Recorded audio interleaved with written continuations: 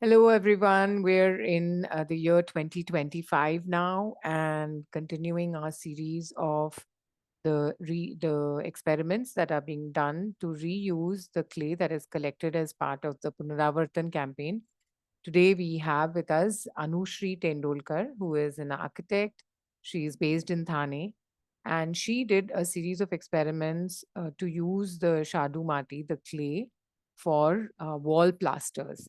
And she'll be sharing with us the process that she went through. And this is one more application that we have found for the clay, and we are very excited about it. So, with this, I'll hand it over to Anushri. Anushri, please would you introduce yourself, tell us a little bit about your background, and then move into the presentation. Hi everyone. This is Anushri Tendolkar here. And first of all, it's a pleasure to be sharing my work. I mean, the experimentations that I got a chance to do with the Punaravartan material. And thank you, Manisha, for that. So, a bit about me. I am a natural builder. I practice architecture using natural and locally available climate responsive and resilient materials in and around Maharashtra. So I've had a little bit of experience working with clays, earth, lime, and I believe that if you want to move towards sustainability, I think working with earthen materials and the material palette that are easily available to us are time tested. Those are the right way to go ahead. So as a part of this, it was very interesting for me to receive this clay from the efforts that have been put through this program of Punaravartan. And I got the clay that was collected in the Thane region. So again, since I'm from Thane, it was very easy for me to collect it and give it a try. Um, the whole part and parcel of the work that I do, the most interesting and the most important part is working with the plasters. So it came very naturally to me to start experimenting with the plasters using this material asbestos. So I will directly get into the gist of everything. So first, I received the clay in a clump format, so which was in a dried format, and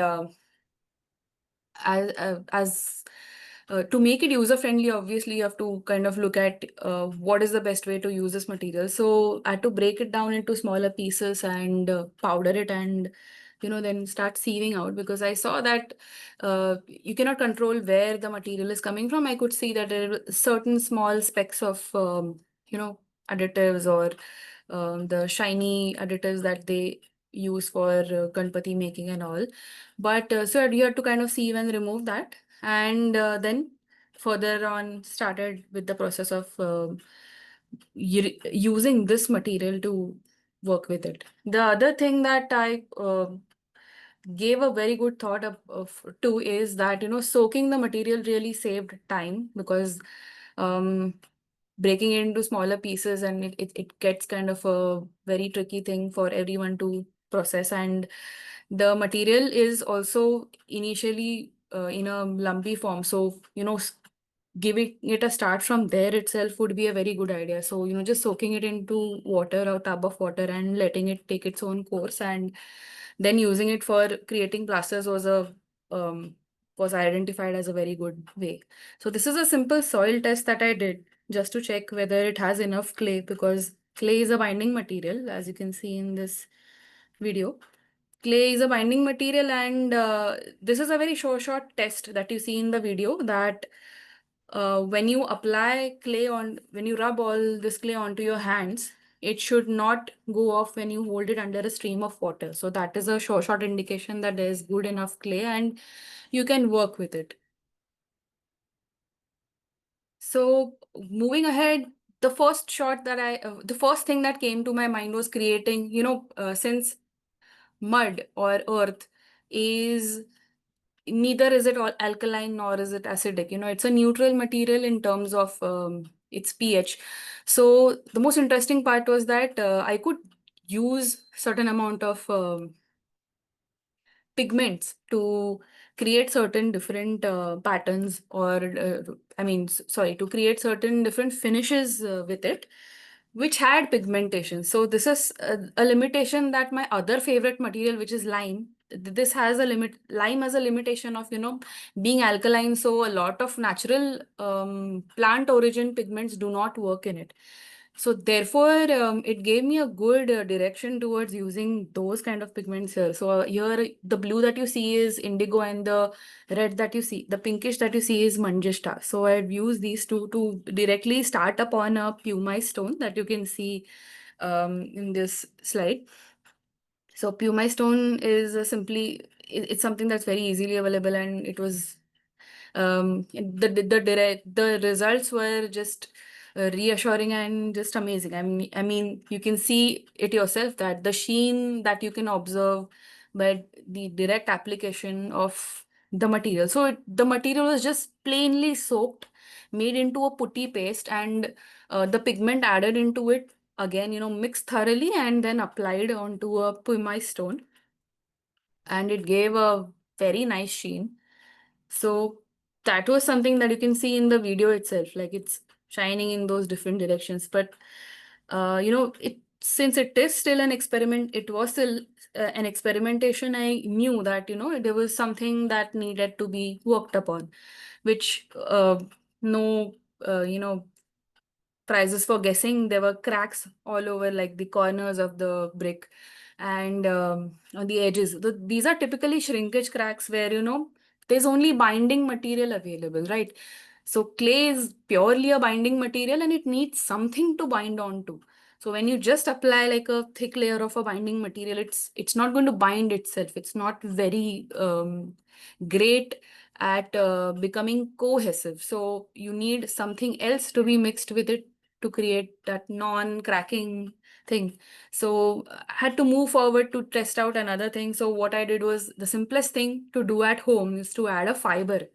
And what was at my disposal was a simple kitchen paper roll, or a toilet paper roll. So I used a kitchen paper roll and combined the fibers of that. I mean, I just soaked it in water and combined it with the clay, mixed it thoroughly in a ground it together basically, and then I applied it onto the stone, again the pumice stone, and let it dry. So what you can see here is what I was a wonderful discovery for me personally, because the tissue paper and the clay together formed a film, which kind of when you uh, if you can see in this video, when you this is an experiment with the toilet paper.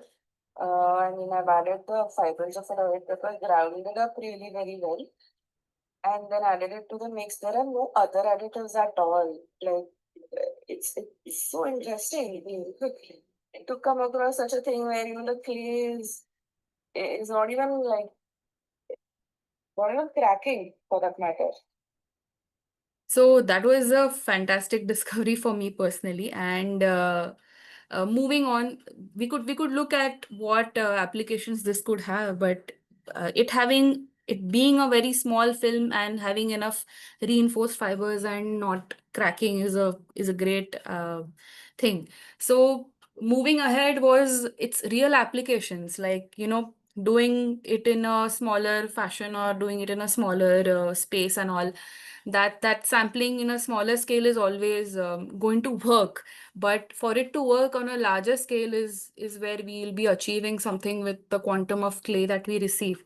So we had to move ahead, and I furthered the experimentation by adding aggregates to it. So there are a couple of aggregates that are very easily available and can be used at various levels and layers of plaster. So unlike a cement plaster, natural plasters have to be built up in layers to avoid shrinkage cracks, to for it to behave as a very good material, as a moisture regulating material, and all of that. So it has to be developed across layers, and there are various aggregates that have to go into these layers. So there's definitely sand, there's creek sand, there's river sand. River sand is kind of a tricky thing right now. So creek sand, or wash sand, or M sand, which is the metal sand. I mean, the crushed stone dust basically. Those are also good additives in this time. Then which could go into the base or more rustic plasters, which I will definitely share in a few minutes. And then later on comes surki, which is brick dust, which also adds a little bit of color and coarseness to the whole thing. So basically, the whole idea was to avoid cracking or shrinkage and then build up layers where you can finally use finer aggregates like marble dust and some amount of lime perhaps, or finer pastes, finer aggregates which could be combined to give you a sheen or something like that, or the material in itself on its own for the final coat so that you could achieve the finishes. So we just identified like a coarse marble powder. I had to work from whatever material I had. So a coarse marble powder, which is very similar to a quartz sand, which was then mixed with equal quantities of the clay, and then it was applied onto the whole surface of the pumice stone.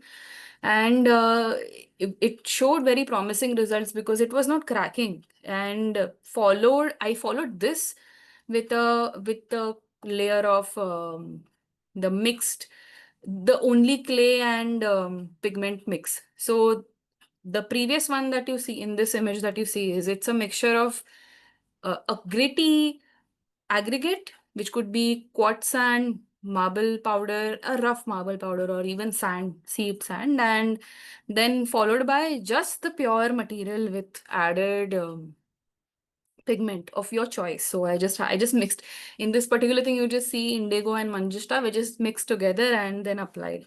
So you see that the burnishing of this whole last layer is very important because I mean, this is something that you cannot do directly and has to be done. These are all home experiments, so you will see certain things in the backdrop. Yeah, so that's the sheen that you get. But still, you had to further this up by actually doing it on a wall, like a sample wall, at least 3 feet by, yeah, 2 feet by 2 feet. So just to give you a heads up, ki, yeah, this works. So here you can see that, you could see the sheen. So this is in the first one where you saw that there were cracks on the shrinkage cracks on the edge of the pumice stone. That was just the direct application of the final coat, like the clay with pigment. But this one had built up layers of that aggregate with clay and then only the clay with pigments. So that makes all the difference because then the material holds on to a very good base and it's stable. As you can see, it gives a very good, beautiful sheen onto the surface. So, and these finishes are particularly loved by people. So, more an intriguing factor where, bringing it into your houses and putting a material to reusing cycle. So that was interesting. So it was followed by using the same material for to do it on the walls. So doing it on a smaller scale, like a very small pumice stone versus doing it at least on like a 2 feet by 2 feet surface makes all the difference. So I already had, so this is our office wall, and we already had one panel where we have a huge panel of different surfaces, and we already had a panel of earthen plaster, like a very rough plaster done on just to check at some point of time in our working space. And so what I did was we just did the coarse material, coarse marble dust. You can actually use rangoli for that, just for your trials.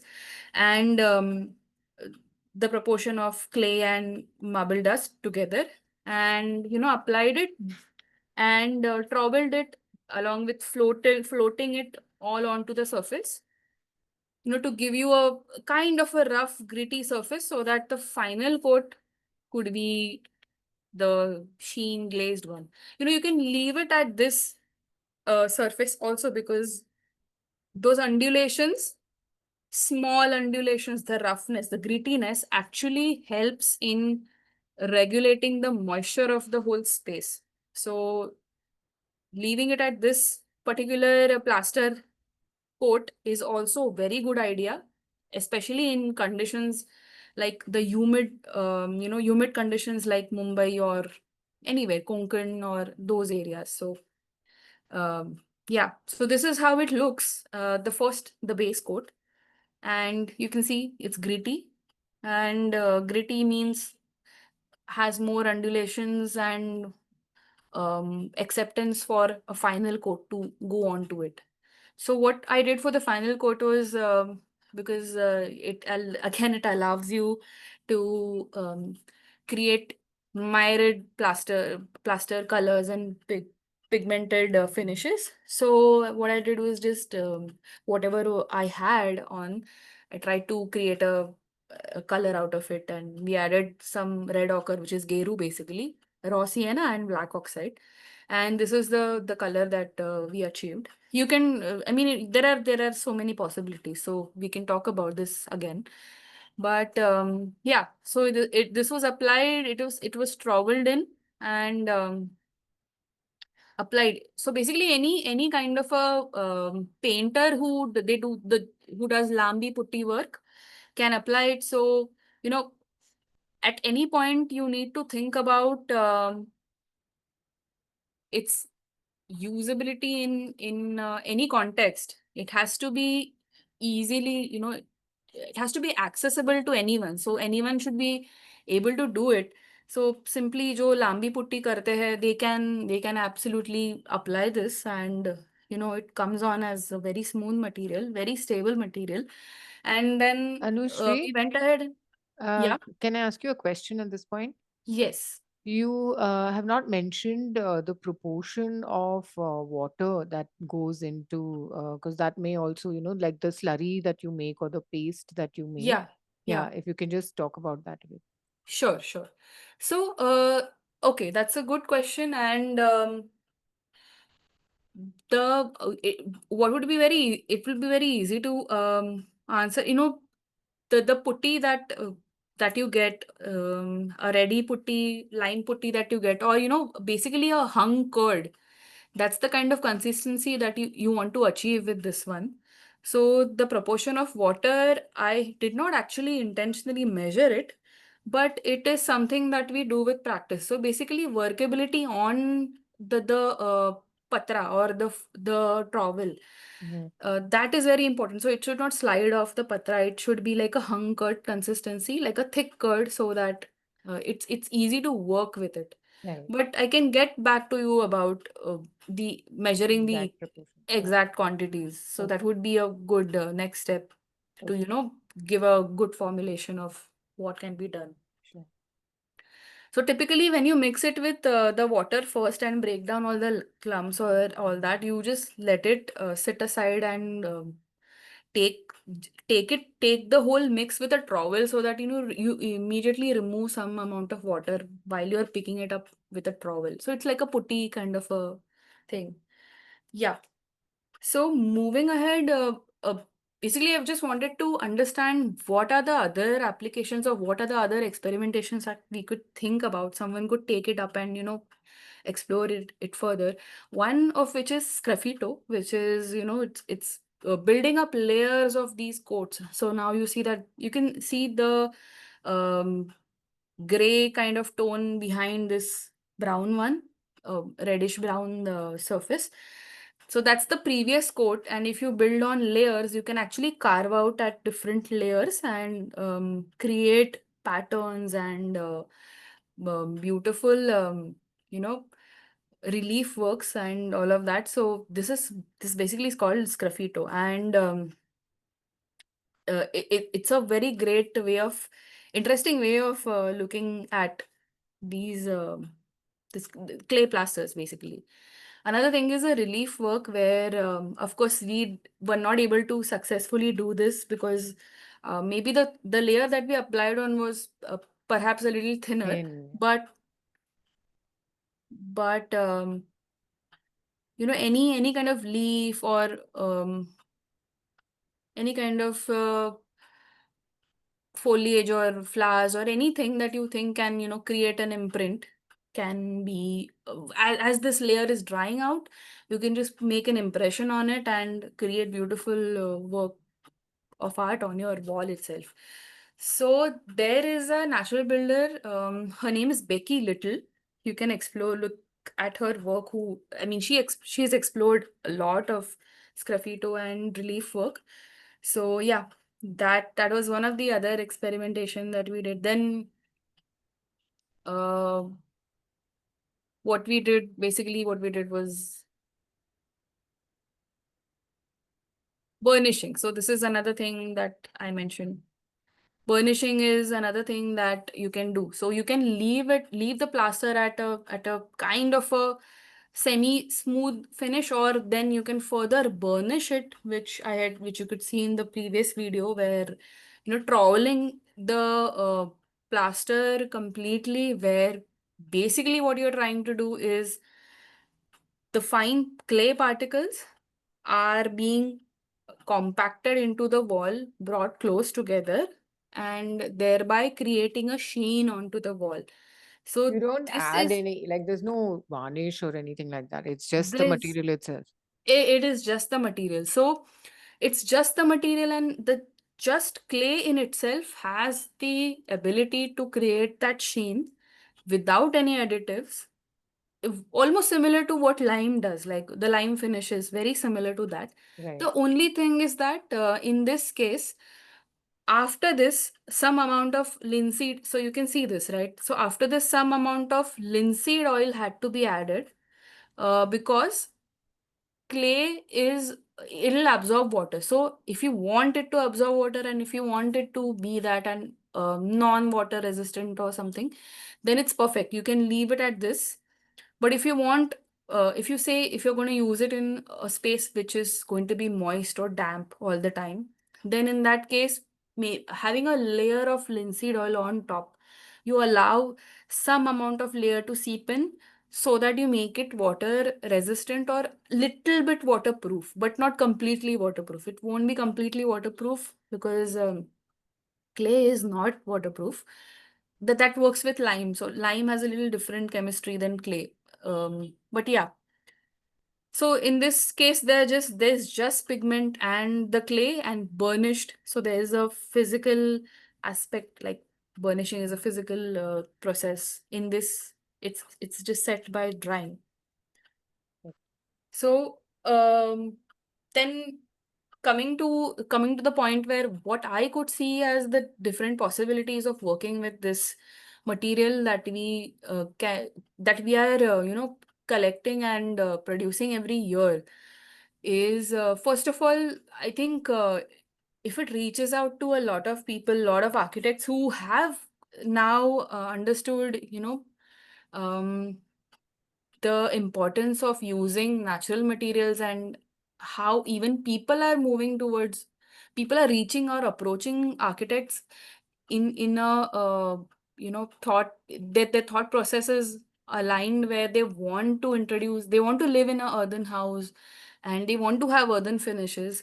So I think making this material more approachable, or more absorbed, if more architects absorb this material into their practices, it could be a wonderful thing. So future possibilities for this material as a clay plaster, clay finishes, it's great. I see good future to it in it. So another thing is where we could perhaps create partition walls, interesting partition walls with just bamboo fibers and this mud, because I see a lot of promise in this material when if we can put these things together. So this is work. This what you can see right now is the work by late Sonabai Rajwar, who was from Sarguja in Chhattisgarh, and she was a master at working with clay and bamboo fiber. So creating rolls, rolls of bamboo and uh, twigs and all of that, and putting them together and plastering it with clay. So clay and some amount of dung, and creating partitions all with it. So why not look at this as an aspect of architecture, build up or create certain partitions. Then again, wall sculpting, we do get a lot of inquiries about, they want to do up their walls with relief work. So we already have a lot of traditional, Lippan art and all in our country already. It already exists. So why not explore it with this material as well? It just needs more fiber and it can be done. Again, since I mentioned that lime is an alkaline material and um, you lot of natural pigments, plant-based pigments do not work with lime, but clay is very neutral, and the color of our clay that we received, which is the grayish, light whitish tone, it can mix with a lot of beautiful plant-based material minerals, plant-based pigments, and can go onto your walls. Like it's amazing to again, the image on the right is by Becky Little, about whom I had mentioned, and you can create good finishes out of it, good paints out of it, basically. Then another thing is perhaps creating clay slip rolls. So a lot of partition walls which have to be hidden, like plastered and all of that. We can think about this application as well, creating slip rolls, clay slips, by making panels and putting clay on top of it. And so this is the application future possibilities that I thought about. And yeah, I mean, that's about the experimentation that we did. And I see a lot of promise in this material, to be very honest. Wonderful, Anushri. Thank you so much for firstly doing these experiments, in such a short period of time. So now you did these experiments and you made this presentation in April. We're Yeah. in July now, and Yeah. I believe it has been raining heavily in Mumbai also. So, Yes. did you keep those samples and have you seen how they perform through humid seasons? Yes. In fact, I have the Puma stone, which I did the layer of marble dust and then on top of it.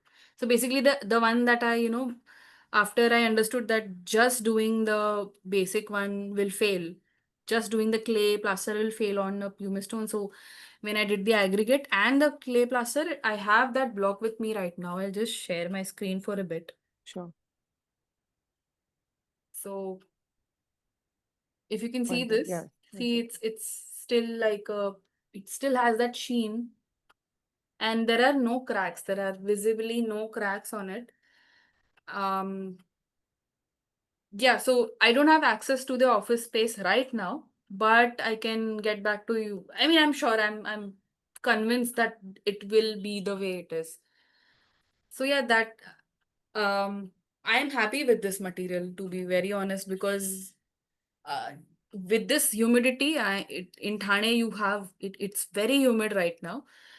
If it would have absorbed a lot of water and cracked or something, I would have known by now. It saw the heat, it saw the moisture. Winters are actually easy for these plasters. So I'm particularly very happy and convinced that this material it has future. It has a very good application in earthen homes, for sure.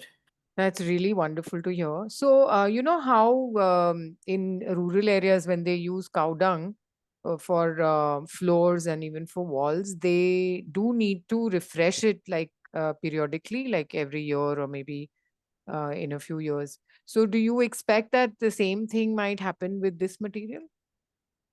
No. So there is a difference. There is definitely a difference in the way it is being used there and versus here. So this material, or for that matter, earthen material, can be made in such a way, or the mix can be made in such a way and applied that we can reduce this reapplication process. So like I mentioned, making it a little more impervious by adding linseed oil after the clay has dried up. Now after you burnish and all of that, and you wait, you let it dry completely, and then you pour in a little bit of linseed oil or coconut oil and let it absorb and make it a little more impervious to moisture and all of that. So in that way, we can definitely avoid the reapplication process that every week, yeah, every monthly they will reapply or recoat it. That can be reduced.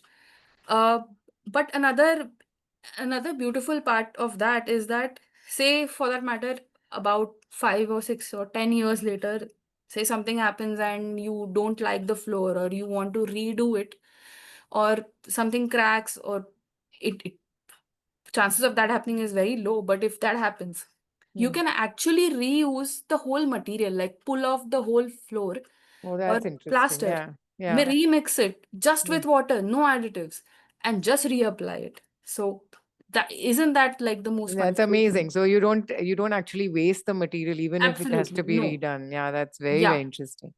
And yeah, then if we were to use it for really large projects, like let's say if there was an industrial campus and they wanted some of their walls to be done with this, for larger walls, would you recommend that there be like, where you limit it and then have a groove in between so that, like what is technically like the longest span that one could do, or would you need to do smaller panels, or what do you think of that?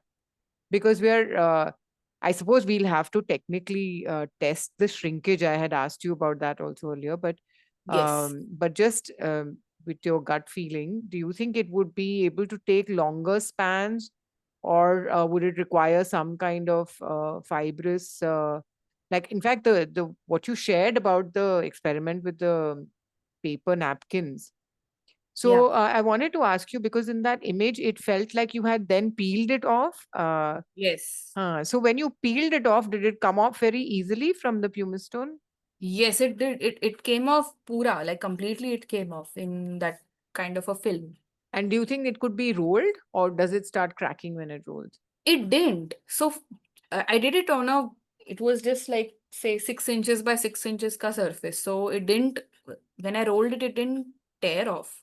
Hmm. We'll have to try that for a longer span. But Hmm. certainly, using fiber is the way to go if you want to do larger spans. So with this material, particularly if you have the aggregate in place in the base coat, the final coat, you can stretch it out to more than 15 feet, 15 to 20 feet aram se.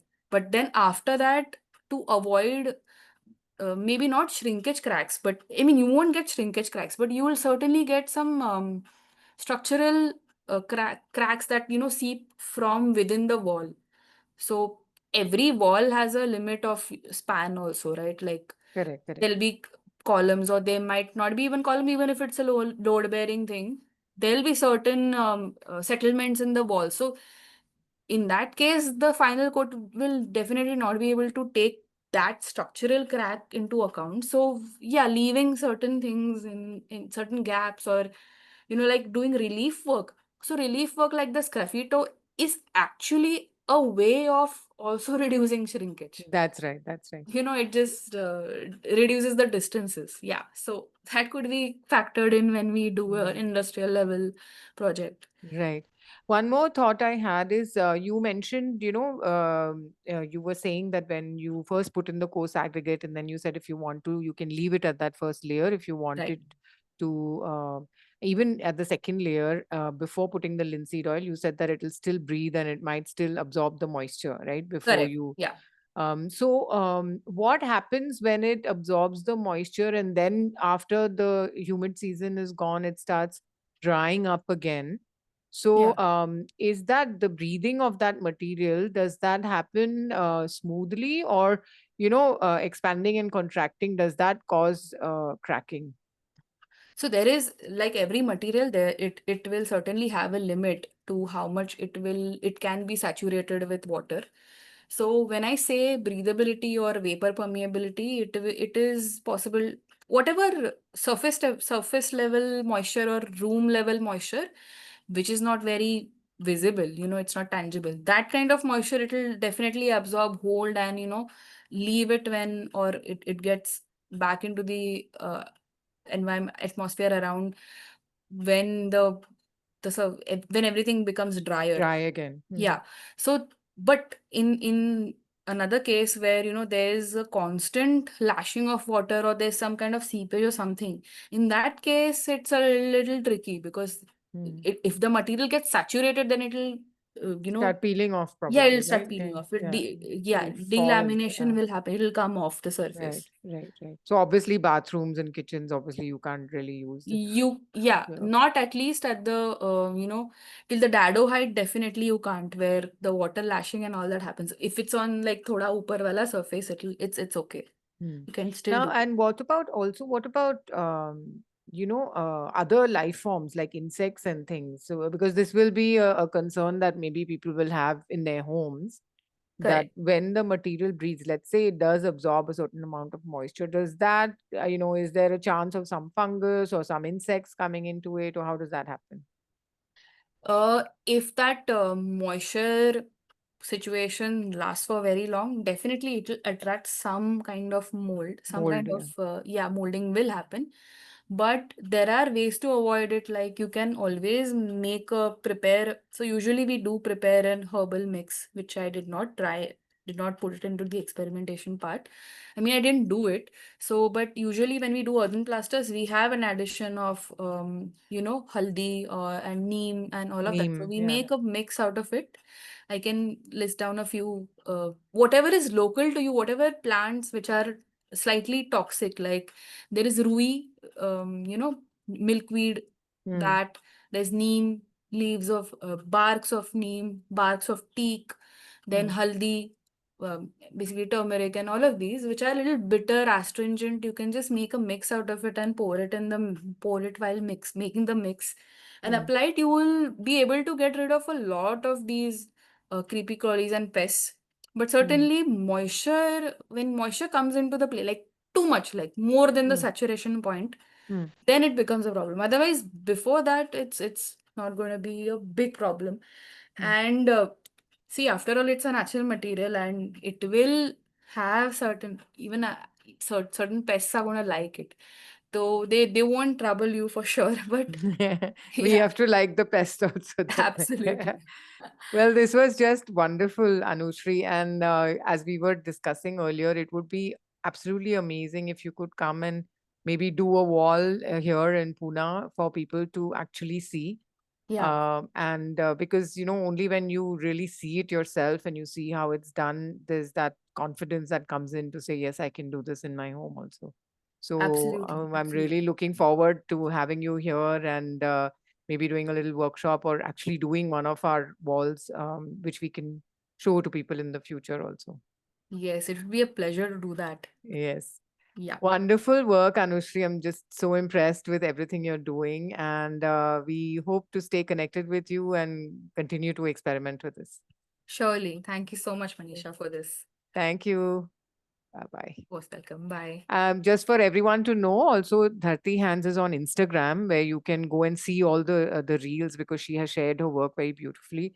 So do take a look and look her up. She has a LinkedIn page also, and you can connect with her.